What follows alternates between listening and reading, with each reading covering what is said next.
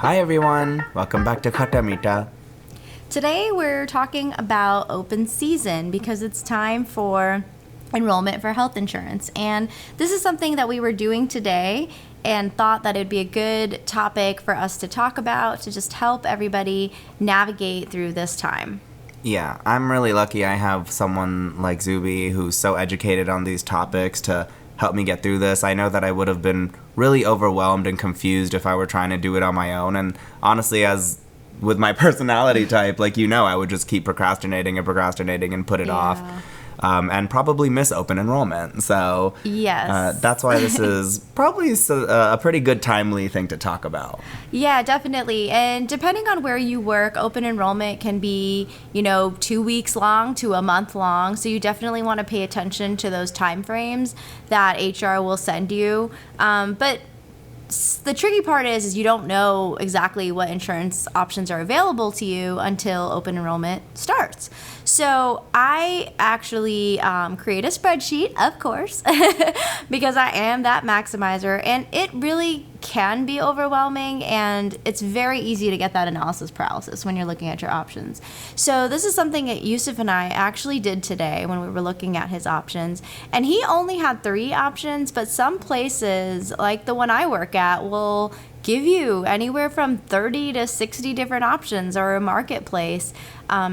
So just what we thought about doing was kind of navigate through how you can ask questions to yourself and create whatever system you want to help compare the options, and just talk through it.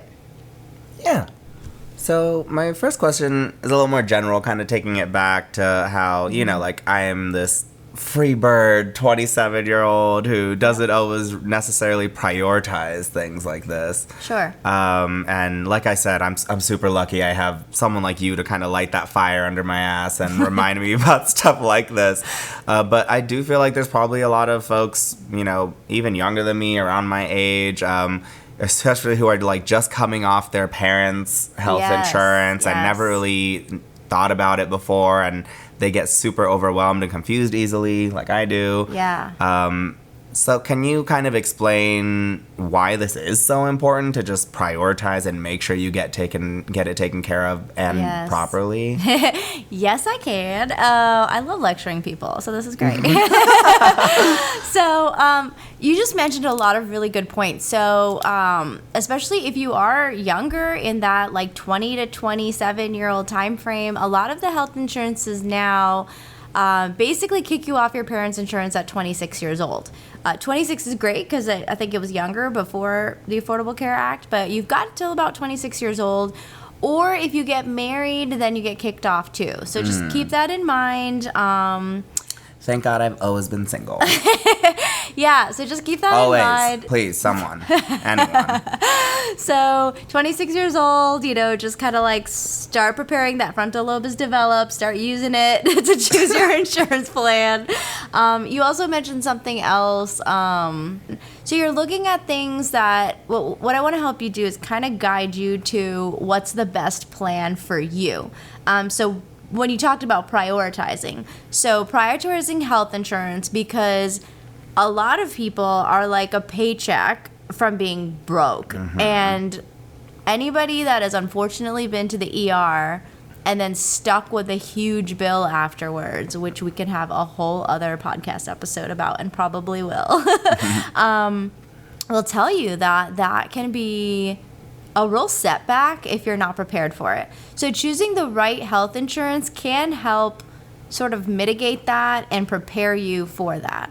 So one of the things that I did with Yusuf was sit down and say, okay, what are the expected health sort of costs and expenses that you're going to have that you know for sure are going to probably happen this year, like a primary care visit with an annual physical, and if you're on medications, what medications you're on, and then we'll cut to that why we do that. Maybe 1 or 2 sick visits, so what the urgent care price would be, etc. Like if you see a specialist, whatever. Maybe you need to see a specialist for something like an ophthalmologist because you have a specific need to, get your eyes checked a certain way, or you want to go to the dermatologist to get some stuff done. You want to factor that in.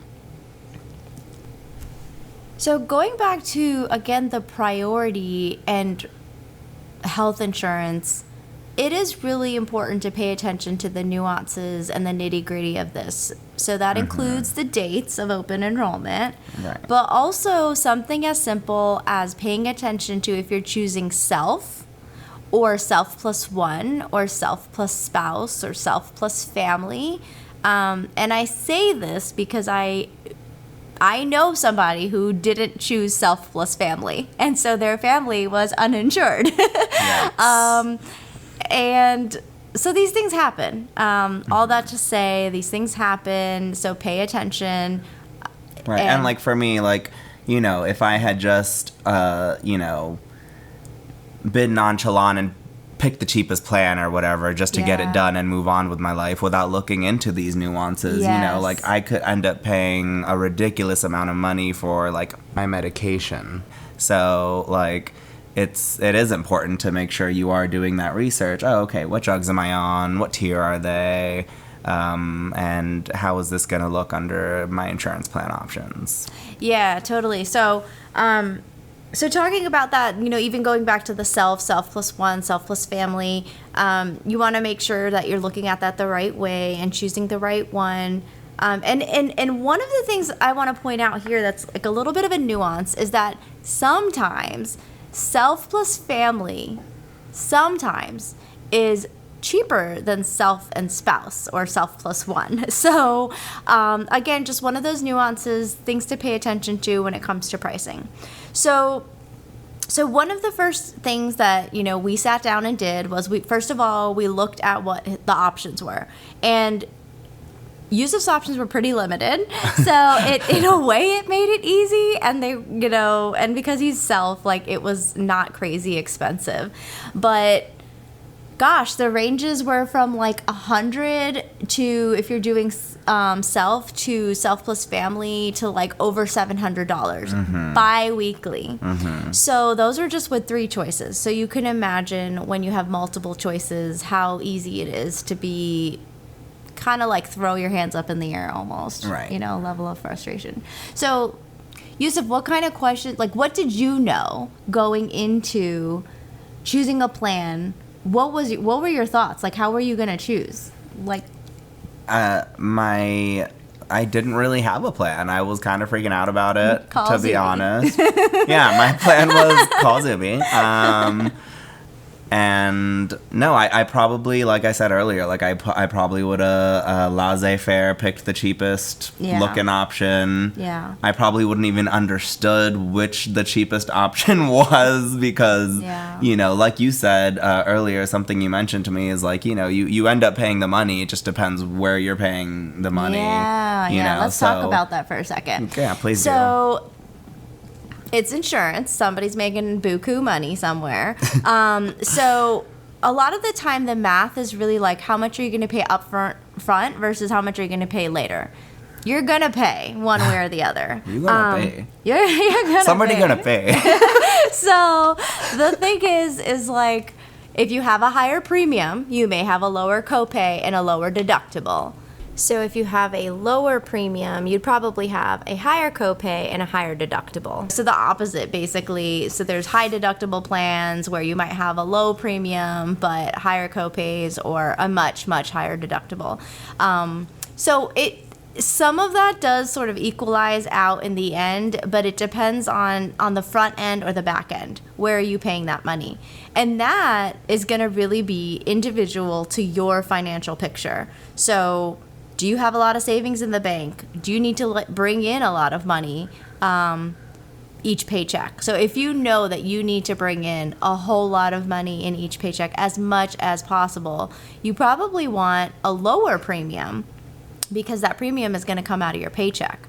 So let's say you have a $100 premium versus a $500 premium, right? So like your paycheck, instead of being, let's just be simple, like $1,000, if it's $1,000 every 2 weeks, right, you're getting $900 coming home to you, or you're getting $500 coming home to you. So that's something you need to look at as to what's going to work, for your family, for yourself, whoever. The other thing is that when you go see the doctor, how much do you want to, or how much can you pay for that visit? Right. So that's where the deductibles come in and the co-pays come in. Mm-hmm. So if you have a deductible, you have to meet that deductible before your co-pay starts. And then what's your co-pay? So if you have a couple of diseases and you have to see the doctors a lot, or you have to see the specialists a lot, that's something you want to factor in when you're looking at your plans. Like, what's the cost for a specialist visit? If one plan is $10 versus another plan that's $100, and you're going to go like 3 to 5 times a year, right? That's kind of where I nerd out on this stuff, and I put a spreadsheet together. That's where I kind of like those spreadsheets, because we'll sit down, we'll think about the different expenses. So I'll do this. I'll sit down and be like, okay, I've got kids, so I know I'm going to have like 2 to 5 sick visits probably a year, right? How much are those sick visits going to cost? We're going to all have physicals. Most of those are free for most insurance plans. Most preventative care is free. We might have, we're going to have dental cleanings, right? We're going to each have 2 dental cleanings a year. We might have eye exams. So just kind of taking a look at that. My son gets OT, privately. So, how much does that visit cost? If you want to get acupuncture, some insurance plans will cover that or give you a discounted gym membership. So looking at the things that are important to you and your family are some of the things that you can kind of make a column for, or however you want to organize your thoughts on it. But sort of sit down and do that, and then go to the plan and do the math. So Yusuf, what you and I did. Yeah, like maybe you should talk about like how we calculated those premiums and for the different options and stuff like that. Yeah. Because it was a little confusing to me as a noob. So we basically look at that bi-weekly premium, and usually they'll show you an option of bi-weekly or monthly. So whatever is going to be easier for you. But bi-weekly, I looked at the premium and then times by 26, right? Because there's 26 pay periods in a year. So let's say that the one premium was $100, then you do 100 times 26, so $2,600. So you kind of have that in your mind for, let's say, the low plan. And then the next plan is, let's say, $135. So we did that times 26. Right. And whatever that was, like 3,500 or something. Yeah, whatever. Then you take the next tier, which is the high plan, which is, I don't know, let's say $145, and times it by 26. So what this tells you is the premiums, what's coming out of your paycheck every year to pay to have the insurance plan. And then we looked at the plans and said, like, okay, well, what's the difference, between low, medium, and high, and is it worth it to pay more money for that high plan? Like, is it going to cut your cost for the things that you're going to use the insurance for? So we look at tier 1 medications, and they were all the same co-pays, $10. Right. So we're like, okay, no difference there. Which made it kind of easier. Yeah, definitely made it easier, because mine are not like that. Sometimes it's like 5%, 15%, $10. 20%, and you're like, okay, what does that mean? So it can make it harder to do the math on that, but if you're taking an expensive medication or a specialty medication, it's worth it to do the math on those. And then we looked at something like primary care visit. Those are usually cheap or free depending on your plans, and then a specialist visit, for example. Right. So let's say you want to go to, like, someone like me, like I have a history of kidney stones, so I might want to go follow up with a urologist, Exactly. So like that was something particular that I was like, okay, that's something I should take into account. So like, let's say we needed that like one specialist visit a year, then that could range from $35 to like $70 per visit. So again, those were all the same number on his options, which honestly, this was the easiest this was the easiest plan choices I've ever done, because we had such limited options. But that's kind of how you think through it. So again, for me, I would look at those different options. Is it a $25 specialty copay? Is it $35? Is it 5%? Is it, 35% or something I also like that? remember you mentioning when we were looking through our options, you had mentioned like, oh, there's no high deductible option here. Yeah. And then you had also noted that there was no options for health savings accounts, and flexible savings accounts. Yeah, so let's take a minute to talk about that. So for a lot of people, and I would include Yusuf in this, if you're pretty young or you're just pretty healthy and don't have a lot of like chronic stuff, and you're young, so you want to save for retirement, an HDHP, so high deductible health plan with an HSA, which is a health savings account, is often a really good option because it is a tax protected savings account. So what that means is you are going to have a really high deductible. Right. Your premium's probably going to be low. So the money that comes out of your paycheck to pay for the plan is usually pretty low. But you do have a high deductible. Right. So for your insurance to kick in, you got to meet that deductible. But importantly, there is often an HSA or HRA account with it. Sometimes they call it HRA, PCA, whatever acronyms they want to use, some kind of account with it. And with that account, the fun part is that the insurance and your employer will give you some money. Like, they will put money in that account for you.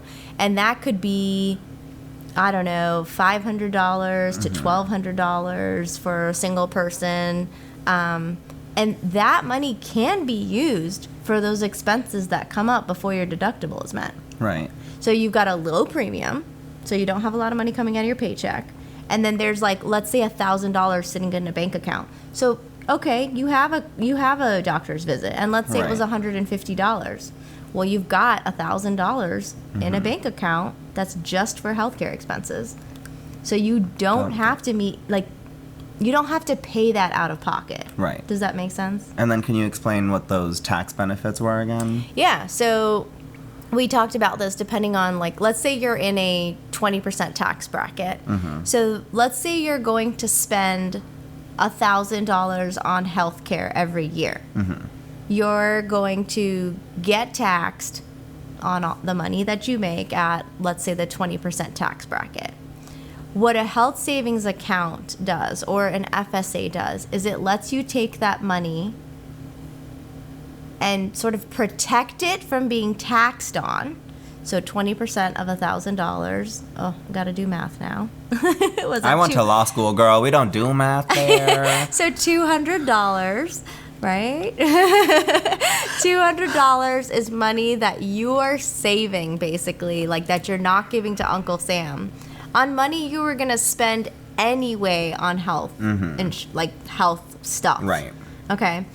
What's cool about the health savings account is that you can put money in, and the IRS will tell you how much. Let's say it's like $7,500 or something.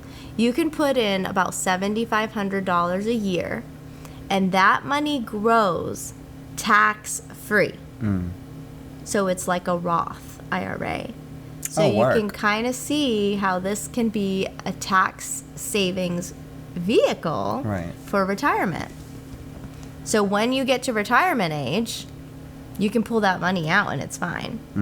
Or you can use that money for health related expenses. That's totally fine also. But again, it's protected from being taxed. So I have actually been in a high deductible HSA account for several years, and I maxed that thing out. I max it out because I'm like, I max out my retirement accounts. This is just another way for you to sort of protect yourself from giving money to Uncle Sam, because we work hard for that money. Got to keep it. Period. I guess real quick before we close up is talk about a flexible savings account, which is something that some jobs will offer where it's similar. Like, let's say you have a normal healthcare plan and it's not a high deductible. Sometimes you can still get a flexible savings account where they take the money out before you get your paycheck and put it in this protected account for healthcare expenses. That's a little bit different than an HSA because you can't contribute additionally to it. It's like you just say, I'm going to put this much money in every year, and that's it. You're kind of like stuck with that amount. And sometimes that money, like if you don't use it, you lose it kind of thing. So just be careful of that. Sort of look out for that with your workplace. Every place is a little different with their rules. Right. And then you also want to look at what are the allowed expenses for that. So is a massage included in that account or no? That's not included. Is toothpaste included?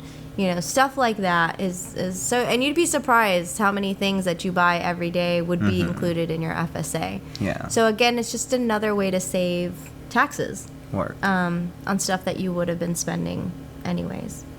So I hope that made sense. I know it's a lot of acronyms, and I've made it a little like cheat sheet with like infographic with kind of ideas on how to choose a plan for you and your family. So we'll upload that to the show notes, and of course, hit us up if you have any questions. Yeah, and that being said, we're not sponsored by any insurance companies or anything. Says the lawyer, right? Yeah, right. Like, we're not trying to get you to go, get a particular one. We're just trying to educate you, or she's trying to educate you about the process a bit because, there's people like me that are just uneducated about it. Yeah, most people don't look at their health insurance plans, and the new year starts, and then they go to their pharmacy, and they're like, what? I gotta pay how much? Last year I didn't have to pay that much. So please educate yourself on what you're signing up for when you sign up for your insurance plan. And good luck and good health to you in the new year. All right. This has been Khatta Meetha. Thank you so much, and we hope to see you next time. Bye. Bye.